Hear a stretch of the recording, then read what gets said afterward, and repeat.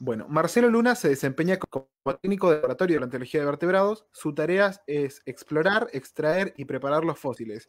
Y hoy nos presenta una charla titulada Excavando dinosaurios. Muy bien, muchas gracias Pablo nuevamente. Buenas tardes para todos y gracias por estar del otro lado escuchando lo que hoy venimos a contarles. Como bien dice Pablo, yo estoy trabajando en el laboratorio de paleontología de vertebrados desde hace ya unos cuantos años y nuestro trabajo se ha basado básicamente en el grupo de los dinosaurios. Cuando hablamos de paleontología, nos estamos refiriendo, para definirla muy sintéticamente o muy brevemente, como el estudio de la vida en el pasado.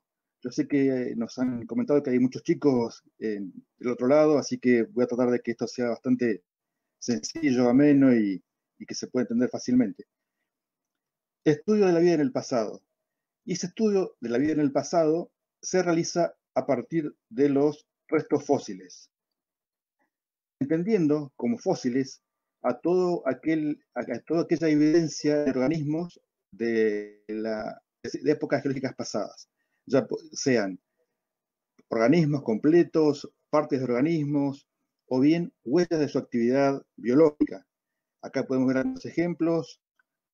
Acá activamos brevemente el puntero y tenemos, por ejemplo, una monite o una libélula conservada en un sedimento, en una roca de sedimento de grano muy fino, o bien huevos de dinosaurios, cáscaras de, perdón, impresiones de la piel de un dinosaurio de la zona de Río Negro, de Neuquén, mejor dicho, huellas de dinosaurios, una ostrea, una purificada, una vértebra de un dinosaurio, un tiroide. Son todos ejemplos de fósiles que nos están dando y son los elementos para entender cómo fue la vida en el pasado desde hace millones de años atrás. Como les decía, nuestro grupo trabaja exclusivamente o casi exclusivamente con los dinosaurios. ¿Cómo es que un resto tan antiguo, hablamos de millones de años, llega hasta nuestros días? Para que ello haya sucedido, deben haberse dado una serie de factores que después Gabriel Casale en su charla lo va a comentar mejor y más detalladamente, pero básicamente ese resto, ese animal que murió hace millones de años, tiene que haber sido sepultado rápidamente, ya sea por las corrientes de barros o de arena, de depósito de algún río, que conservaba los huesos, los cubría con esa arena, y se iban depositando después cada vez más y más capas de sedimentos, hasta quedar sepultado durante muchos millones de años. En este tiempo en que este animal está acá dentro del sedimento, van a ocurrir algunos cambios en la composición química del material original que va a ser reemplazada por minerales. Eso es básicamente lo que ocurre para que un resto tan antiguo sea conservado o se conserve como un fósil. Es decir, su composición ha cambiado. Ya dejó de ser orgánico para pasar a ser de composición mineral. Vamos a ver que son en ocasiones bastante frágiles. Cuando buscamos dinosaurios, tenemos que tener en cuenta algo básico en dónde podemos encontrar fósiles. En la naturaleza, y de acuerdo a la geología, sabemos que hay tres tipos de roca, básicamente, ¿no? Que son las rocas ígneas, rocas formadas a partir del enfriamiento más lento o más rápido, pero de una roca fundida, las rocas sedimentarias, que son aquellas formadas por la acumulación de partículas de tamaños muy finos hasta con cierta, hasta de un grano bastante más grande, y finalmente las rocas metamórficas, que son aquellas que han estado sometidas a procesos de presión y o temperatura. En algunos casos pueden ser bastante elevados esos factores. Entonces nos estamos inclinando por las rocas sedimentarias, aquellas capaces de tener un contenido fosilífero. ¿Cómo sabemos ahora dónde están las rocas sedimentarias? Bien, aquí la geología nos sigue ayudando, ¿no? Y nuevamente traemos la escala del tiempo geológico. Esta es una escala bastante sencilla, simple. La escala geológica más formal tiene otro aspecto bastante más detallado y un poco más árido, digamos. Pero aquí podemos entender perfectamente cómo a través del tiempo se han ido sucediendo las diferentes eras y periodos, y en cada uno de ellos hay un contenido fosilífero distinto, de acuerdo a la edad de los grupos de plantas y de animales que han vivido en el pasado. En el caso nuestro, hablo de nuestro laboratorio, como nos dedicamos a los dinosaurios, deberíamos buscarlos en aquel tiempo, en aquellas eras en los que ellos han vivido. Entonces, nos acotamos a esta parte de la escala geológica, al Mesozoico, es decir, los periodos comprendidos entre el Triásico, Jurásico y Cretácico, ¿no? Eso es básicamente la época de los dinosaurios, digamos, de los dinosaurios no avianos. Si nos vamos hacia atrás en el tiempo, todavía no habían evolucionado. Y si nos vamos hacia adelante en el tiempo, ya se han extinguido aquí en el límite del Cretácico y el Terciario. Entonces, la alternativa para buscar dinosaurios es ir a estas rocas del Mesozoico. Entonces, ¿cómo sabemos dónde buscar esas rocas? Las hojas geológicas son los paleontólogos sepan a dónde ir en el campo y también es muy importante a dónde no ir en el campo, ¿no? En este tipo de mapas se están representados las diferentes rocas que aparecen en superficie. En este caso estamos viendo al lago Colehuapi, cercano a la localidad de Sarmiento. Esto que transcurre acá es el valle del río Chico. Y la hoja geológica, que es la hoja escalante en este caso, nos está mostrando una diversidad de rocas que van entre el aptiano, como podemos ver acá en la referencia, y acá en esta explicación que tenemos, nos está diciendo qué tipo de rocas son y la edad que tienen. Nuestro equipo de trabajo son las rocas que aquí aparecen de color verde. Son rocas pertenecientes al Cretácico, el último periodo de la época de la era mesozoica, en donde tenemos chances de encontrar restos de dinosaurios. Otra ayuda fundamental para tener en cuenta antes de ir al campo es el análisis detallado y minucioso de las imágenes satelitales. Hoy en día con Google Earth podemos tener una referencia muy, muy clara, precisa, de los accesos, porque una cosa es ver, digamos, la hoja geológica de esta forma y después, haciendo zoom en Google Earth, podemos tener acceso a los caminos, a los cascos de las estancias, medir distancias, ver los afloramientos en imagen satelital, y de esa manera ya tener en mente una preparación previa a la campaña a efectos de optimizar el tiempo en el campo, ¿no? Entonces, con Google Earth, después que vimos las imágenes y sabemos más o menos a dónde ir, hacemos el último repaso de la etapa, digamos, previa a ir al campo. Una vez que ya tenemos esto bastante estudiado, queda, por supuesto, ir al campo y ver personalmente esos afloramientos que ya previamente estuvimos viendo tanto en las hojas geológicas como en las imágenes satelitales.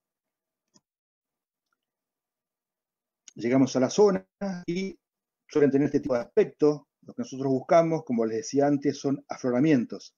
¿Qué son los afloramientos? Llamamos afloramientos a este tipo de paisajes como el que vemos acá, en donde la roca está expuesta a la acción de la erosión, es decir, a la acción de básicamente de la lluvia, del viento, que las mantienen desprovista de vegetación. Cuando hay mucha vegetal o desarrollo del suelo, ver las rocas directamente. Entonces, aquí en Patagonia, en el sur de Chubut, el clima, digamos, las condiciones de aridez favorecen al reconocimiento de las rocas. En casos hay baches, hay cañadones, en donde la erosión deja al descubierto las rocas cretácicas, en donde después se harán las exploraciones y búsqueda de los dinosaurios, en el caso nuestro, ¿no? Bien, estamos en el campo, nos llevamos todo lo necesario para estar una semana o 10 días. El equipo está, digamos, ahí reunido, discutiendo las formas de encarar la exploración y después, si hay suerte, las acciones. Así es como nos instalamos en el campo, y de ahí vamos a recorrer los afloramientos que tienen este aspecto. Bueno, como les mencionaba también un poco antes, son lugares así, totalmente en la posible vegetación, en los que comenzaremos nuestra búsqueda. Muchas veces la gente piensa que llegamos al campo y nos ponemos a cavar con una pala aleatoriamente. Digamos que de esa forma no hay muchas chances de encontrar prácticamente nada. Entonces, la metodología de búsqueda en el campo de restos fósiles de dinosaurios consiste en recorrer a pie, no sé si se alcanza a ver acá, pero bueno, acá hay unas personas caminando, en recorrer a pie estos lugares que sabemos que son de la formación bajo barrial, que tienen cerca de 96 millones de años, son todas las condiciones adecuadas para que estas rocas contengan fósiles. Ahora bien, encontrarlo no es tan fácil, entonces a veces pasa que vamos a estar varios días en el campo caminando y tal vez no encontremos nada, ¿no? Pero bueno, seguimos en nuestra búsqueda y finalmente hay algunos indicios que nos van a estar dando la pauta de que puede haber algún resto de interés. Muchas veces llegamos a lugares así como este y aparecen algunos restos aislados, restos fragmentarios sueltos, que bueno, nos llevan a estar ahí un buen rato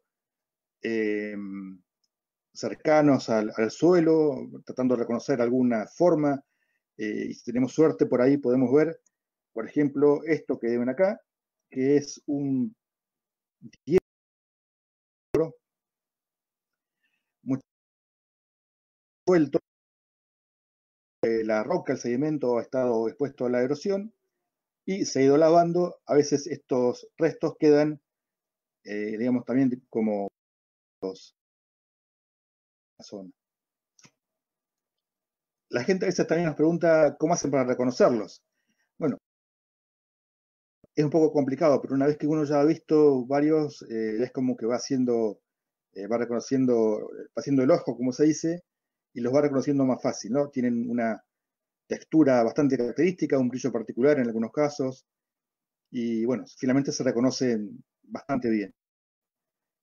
En otras ocasiones podemos llegar a encontrarnos con esto. Les quiero aclarar que esta imagen es bastante especial. Esto no nos ha pasado muchas veces en nuestros años de trabajo en el laboratorio. De hecho, ha sido la única vez que encontramos tantos materiales en un área muy reducida. Esto estaba en unos pocos metros cuadrados y el material estaba prácticamente limpio, estaba preparado, estaba suelto, listo para que lleguemos nosotros y lo colectemos. En este caso, este material se estudió y fue un nuevo dinosaurio que se llamó Sectensaurus San Juan Boscoy. Pero como les digo, este no es el caso más común, ¿no? Acá ya tenemos prácticamente todos los restos y listos para ser transportados al laboratorio y para estudiarlos. A veces encontramos este tipo de restos, que ya como podemos ver acá, están dentro de un sedimento, están dentro de la roca portadora, dentro de la roca que se llama arenisca en este caso, y en este caso, como estaba la roca bastante poco consolidada, digamos, no fue necesario más que el uso de esta herramienta, que es un poco casera, para ir raspando los alrededores, y no necesitó mucho más que eso para poder ser extraída. Fue, digamos, una extracción dentro de todo sencilla, y ahí tenemos, bueno, el resultado es esta magnífica garra, dinosaurio raptórido, que apareció aislada, pero bueno, nos está diciendo que en este lugar estaba la presencia de estos animales que son realmente... Lo que nosotros tratamos en el campo muchas veces es de que pase esto, de que encontremos, como los denominamos, huesos que están dentro de una roca sedimentaria, y a partir del cual el geólogo puede hacer o puede lograr su ubicación estratigráfica, es decir, el nivel exactamente exacto de dónde proviene este material dentro de una columna estratigráfica, es decir, la posición geológica precisa de este material. Esta foto tiene más de 30 años y corresponde al, para mí es especial porque es el primer hueso que encontré yo particularmente. Esto es del año 88, 89, y es un fémur de un dinosaurio herbívoro, de grandes, de cuello largo, cola larga. Y aquí lo vemos al hueso en la universidad. Está, como pueden ver acá, en 3 partes, porque este material estaba en una pendiente, en un lugar bastante complejo, al otro lado de un río, que es el río Sengar. Entonces, en este caso, la extracción debió hacerse partiendo el hueso en 3 partes. Entonces, fue la única forma que encontramos para trasladar esto hasta la universidad. Aquí, bueno, ven, está mi hijo Tomás como escala de ese hueso que más o menos mide 1,20 m de altura, ¿no? Y no está completo el hueso. Y en ocasiones también podemos llegar a tener este tipo de casos, que tampoco es tan común, ¿no? Esto es un titanosaurio que encontramos en el año 2009 en el Bache del Río Chico, pero no estaba así cuando nosotros llegamos. Nosotros solamente vimos al principio, cuando llegamos a este lugar, algunas espinas neurales de menos por acá, y a partir de ahí se hizo una excavación que llevó un buen tiempo para llegar a este estado, y en el que podemos reconocer a este dinosaurio articulado, bastante, digamos, lo que había no estaba muy bien conservado, pero bueno, es importante como para tener un nuevo registro de un saurópodo en la formación Lago Colehuapi. Esto que vemos acá atrás son las primeras vértebras de la cola. 1, 2, 3 vértebras de la cola. Esto es el ilio, el hueso de la cadera. Acá estaba, digamos, las espinas sacras, las espinas neurales de las vértebras sacras, que tienen un ligamento, y bueno, hacia adelante, la parte que va hacia adelante, están las vértebras dorsales.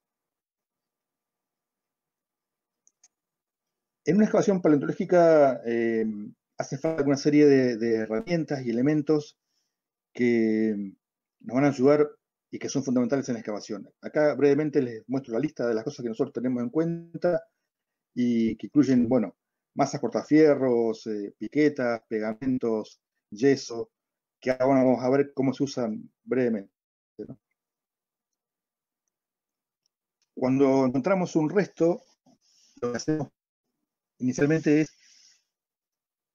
taparlo por encima, sacando toda la cubierta de sedimento que tiene por encima, y después ir delimitando con una especie de zanja a su alrededor, dejando un margen de sedimento. Luego de esto, vamos a cubrir lo que quedó expuesto del hueso con papel de servilletas o papel de aluminio, de esta forma, para que el yeso que pongamos posteriormente no se adhiera al hueso. Aquí es la etapa donde vamos a colocar yeso en forma de vendas arpilleras en yeso, y vamos a hacer lo que llamamos un que va a cubrir el hueso y nos va a permitir la extracción adecuada sin que sufra daños al momento de ser transportado. Esto en líneas generales es lo que hacemos cuando vemos que hay un material que tiene riesgos de, digamos, de que se va a romper. Entonces, aquí lo vemos con un ejemplo gráfico en las fotos. Esto es una escápula. La escápula es el hueso de la paleta de un dinosaurio que se llama Dulcilasaura, que está en el Museo de Río Gallegos, y como realmente resquebrajado estaba. Si uno quisiera sacar esto sin yeso, lo más probable es que se rompa. Entonces aquí vamos a aplicar esa serie de pasos que vimos anteriormente y vamos a hacer una excavación como las que hay que hacer para que el material se asegure su integridad y llegue al laboratorio en las mejores condiciones posibles. hacemos esta zanja alrededor. Aquí vemos a Sonia Cardoso, que trabaja en el Museo de Río Gallegos. Hicimos esta excavación alrededor del hueso, de la escápula, y continuamos con la tarea de excavación. Estas es para mostrarles que en los últimos tiempos usamos para las secciones este martillo eléctrico, que es realmente nos ahorra mucho tiempo. Lo que antes hacíamos con masa de cortafierro, ahora con este martillo vamos mucho más rápido en el campo y nos permite avanzar cuando estamos lejos del hueso, por supuesto, mucho más rápidamente. Volviendo a Drusila saura, la escápula, ya la estamos cubriendo con papel de aluminio, con papel de, sí, en este caso papel de aluminio, y a continuación vienen las ventas de yeso que vamos a ir colocando para formar este encofrado,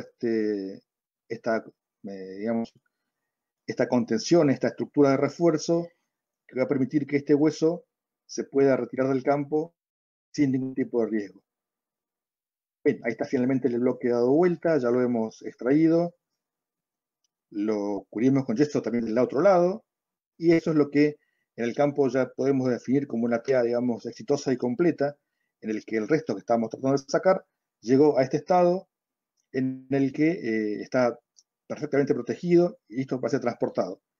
Hay que tener en cuenta de que muchas veces en el campo estamos muy lejos de los vehículos, entonces el transporte del material, de los bochones hasta las camionetas suele ser muchas veces muy complicado, ¿no? Entonces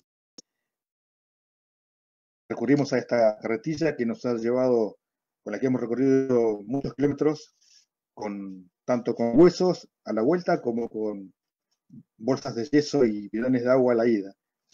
Es nuestro medio de transporte ideal en el campo. Finalmente llegamos a nuestra universidad, aquí en Comodoro, donde está el laboratorio de paleontología de vertebrados.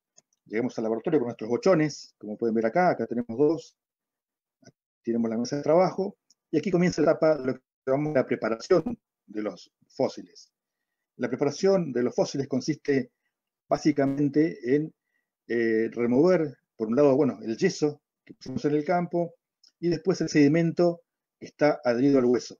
Para ello contamos principalmente con esta herramienta, que es una especie de, digamos, es parecido a un torno dentista, pero en realidad funciona con aire comprimido. Esta aguja que tiene acá golpea en sentido, digamos, hacia atrás y hacia adelante, una especie de mini martillo neumático con el que vamos a ir eliminando el sedimento con bastante cuidado. También en esta etapa del proceso de preparación lo que vamos haciendo es la consolidación del material, vamos agregando productos, sustancias que tienen por objeto la consolidación y, digamos, la estabilización de las partes frágiles. Si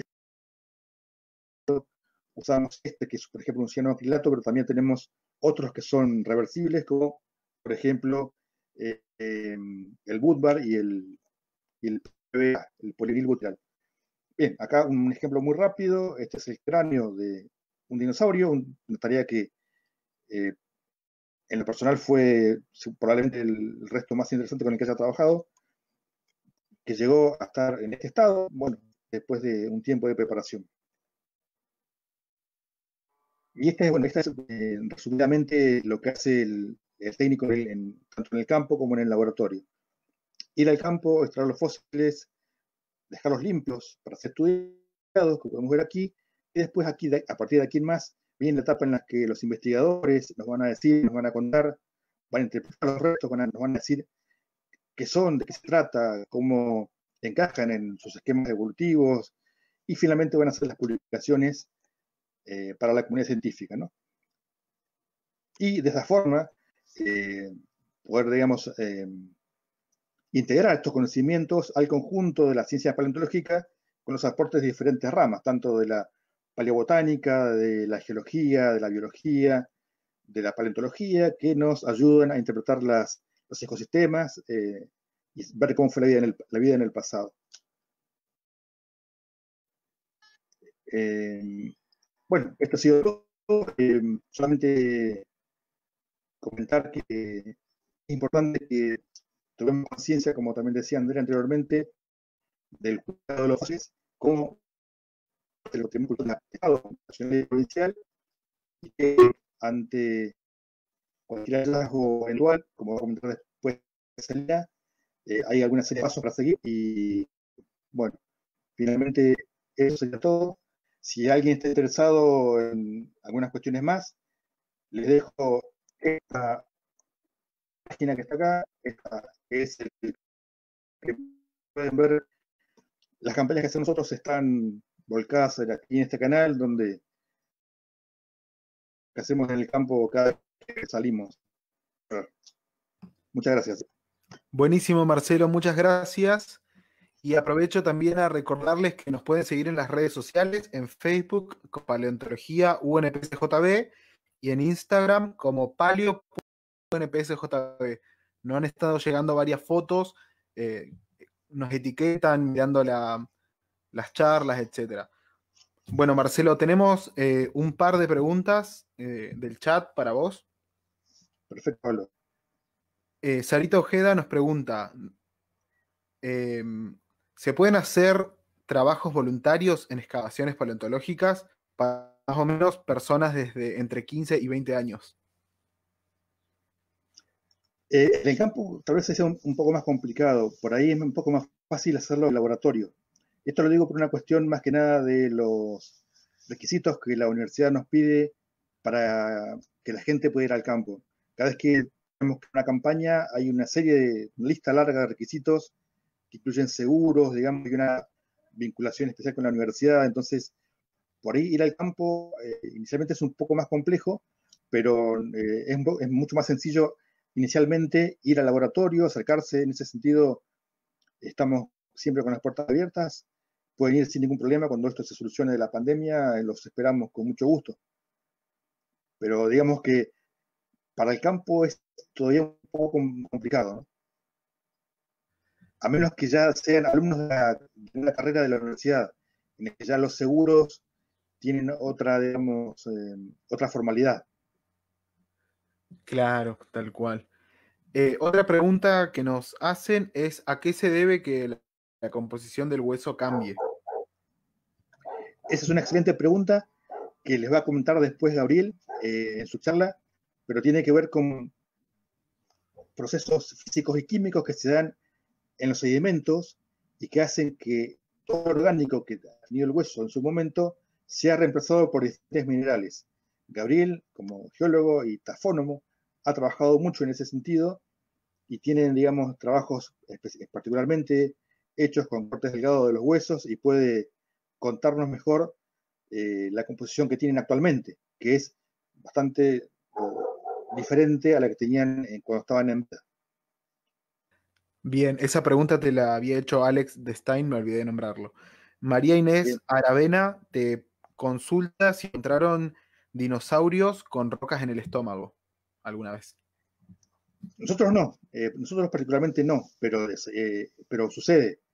Hay registros de dinosaurios con rocas en el estómago que se llaman gastrolitos. Gastrolitos es el nombre que reciben, el nombre técnico, y son rocas que ingerían estos animales, como lo hacen también algunos animales actuales, que facilitaban su digestión de piedras, digamos, de rocas duras, que favorecían el proceso de digestión dentro de los estómagos, del estómago. Nosotros no Perfecto, encontramos, pero sí se han encontrado. perfecto, Marcelo. Después, Nahuel nos consulta qué probabilidades hay de encontrar fósiles en el bosque petrificado de Sarmiento. Digamos, se encuentran, digamos, fósiles de la época del bosque petrificamiento, es decir, la formación Salamanca de unos 62 millones de años aproximadamente, con los troncos, y habría que ver el contenido, digamos, de otros fósiles, pero si la pregunta va dirigida a encontrar dinosaurios, la respuesta sería que no, porque están, digamos, después del límite del Cretácico y el Terciario. Es decir, por el momento geológico del bosque petrificado de Sarmiento, ya no había dinosaurios, ya se había extinguido. Están ahí un poco por encima de ese límite en el que se extinguen los dinosaurios, ¿no? Perfecto, muy claro, Marcelo. Y tenemos la última de Elina González. nos consulta si los fósiles se conservan en el laboratorio de la UNI o tienen conexión con el Museo de Trelew, o si eso depende de la cercanía del fósil al museo. En el caso nuestro, todos los fósiles que nuestro laboratorio excava y extrae para quedan dentro del repositorio de la Universidad de San Juan Bosco. Esto está, por supuesto, siempre bajo los convenios y de acuerdo a la legislación vigente de la Secretaría de Cultura de la provincia de Chubut, que es la que dispone de los permisos. Entonces, está reconocido nuestro laboratorio en la universidad como un repositorio oficial dentro de la provincia para la colección de dinosaurios, ¿no? Como si también está el Museo de Trelew, el Museo Feruglio, y también la gente de la Universidad de Esquel, que también cuenta con su propia colección de fósiles. Tiene que haber un permiso de organización especial de la Secretaría de Cultura de la provincia, que es la que reconoce como responsables a algunas instituciones de una tenencia responsable, valga la redundancia, de una colección de fósiles. Pero en el caso nuestro, para ser concreto, sí, todos los que nosotros encontramos queda aquí en la Universidad de Comodoro. Muchas gracias, Marcelo. Una cosa más, salvo lo que, por ejemplo, encontramos en el Valle del Río Deseado, que por una cuestión de legislaciones de Santa Cruz, ese material estuvo en Comodoro, se preparó, se estudió y volvió al Museo Padre Molina de Río Gallegos de acuerdo a la legislación de Santa Cruz. Ah, perfecto. Es así. Muchas gracias. Por favor, gracias a ustedes.